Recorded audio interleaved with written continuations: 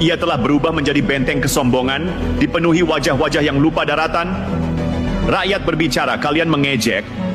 Rakyat mengkritik, kalian menghina. Bahkan ada yang berani menyebut rakyat tolol sedunia hanya karena mereka berani bersuara. Sahroni, ucapanmu itu bukan sekadar salah lidah. Itu adalah bukti betapa congkaknya mental seorang wakil rakyat yang lupa siapa tuannya.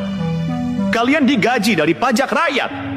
Mobil mewahmu, gedung megahmu, fasilitasmu, semua dari keringat orang yang kau hina. Apakah kalian mengira rakyat akan diam ketika harga diri mereka diinjak oleh orang yang seharusnya melindungi mereka?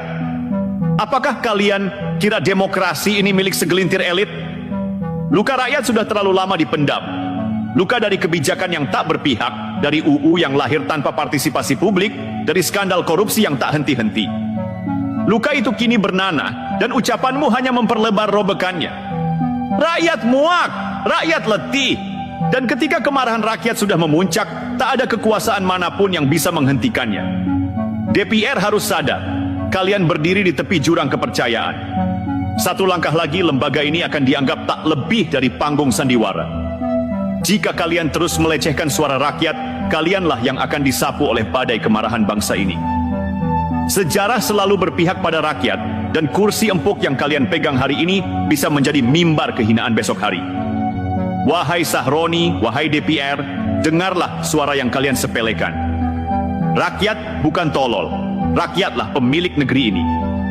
Jika kalian tak kembali rendah hati, jika kalian terus menutup telinga dan mulut hanya untuk menghina, maka bangsa ini akan mencatat nama kalian bukan sebagai wakil, tapi sebagai pengkhianat.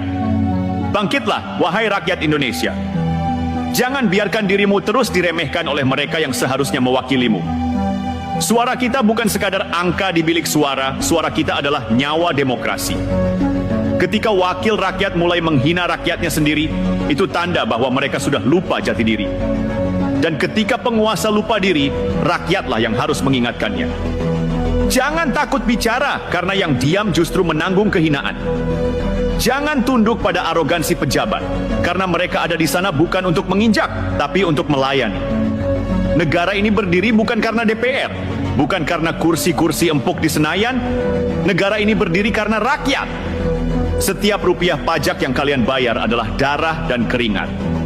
Setiap kebijakan yang mereka buat seharusnya untukmu, bukan untuk melindungi kepentingan oligarki atau memupuk kekayaan pribadi.